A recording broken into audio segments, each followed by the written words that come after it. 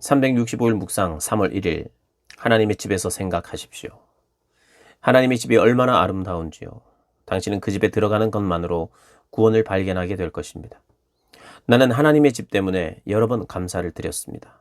나는 하나님께서 자기 백성들이 함께 모여서 예배하라고 명하신 것에 대해서 감사드립니다. 하나님의 집은 나를 영혼의 볼거리와 홍역에서 수없이 구원해 주었습니다. 단지 그 문으로 들어가는 것만으로도 말입니다. 그 일이 어떻게 일어납니까?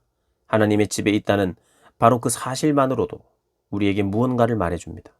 그것이 어떻게 이루어집니까? 그것을 계획하고 세우신 분이 바로 하나님이십니다. 그것을 깨닫는 것만으로도 즉시 우리를 보다 건강한 상태로 이끌어줍니다. 그 후에 우리는 역사를 되돌아보며 진리를 상기하게 됩니다. 나는 지금 이 끔찍한 문제에 직면해 있습니다. 하지만 기독교 교회는 오랜 세월 동안 존재해 왔습니다. 하나님의 집의 역사는 주님의 시대에까지 거슬러 올라갑니다. 하나님의 집은 무엇을 위해서 존재합니까? 그것의 의미는 무엇입니까? 치유는 시작되었습니다. 우리가 하나님의 집에 갔을 때 놀랍게도 우리보다 앞서서 다른 사람들이 와 있었습니다. 우리는 그 일에 당황했습니다. 왜냐하면 우리는 개인적인 비참함과 당혹감 속에서 신앙이 빈 껍데기에 불과하며 그것을 지속할 가치가 없다는 결론에 이르렀기 때문입니다. 하지만 지속하는 것이 가치가 있다고 생각하는 사람들이 있습니다. 그래서 우리는 기분이 좋아져서 이렇게 말합니다. 아마 내가 잘못되었을 수도 있어. 이 모든 사람은 그 신앙 안에 무언가 있다고 생각하잖아. 그들이 오를 수도 있어. 이렇게 치유 과정이 진행됩니다. 치유가 지속되고 있습니다. 우리는 한 단계 더 나아갑니다. 회중을 둘러보고 우리가 아는 사람이 우리보다 훨씬 더 어려운 처지에 빠져 있다는 것을 발견하게 됩니다. 우리는 우리 문제가 세상에서 가장 힘든 문제이며 다른 어느 누구도 우리가 당한 고통을 겪은 적이 없다고 생각했습니다. 그 후에 가난한 여인을 봅니다. 아마도 그녀는 독자가 죽거나 살해당한 과부인 듯 합니다. 그러나 그녀는 여전히 거기에 있습니다. 이는 우리의 문제를 새로운 관점으로 바라보게 합니다. 위대한 사도 바울은 이 일에 대해서 말했습니다. 사람이 감당할 시험 밖에는 너희가 당한 것이 없나니. 고린도전서 10장 13절 말씀. 마귀는 시험하면서 우리를 얻으려고 설득합니다.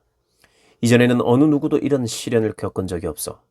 아무도 너와 같은 문제를 당한 적이 없어. 어느 누구도 이처럼 취급받은 적이 없어. 우리는 고난 중에 다른 사람도 고난을 당하고 있다고 소리를 들으면 위로를 받습니다. 혼자만 이런 고난을 당하는 것이 아님을 깨닫게 되면 그 일을 올바른 시각으로 바라보는 데 도움을 얻습니다.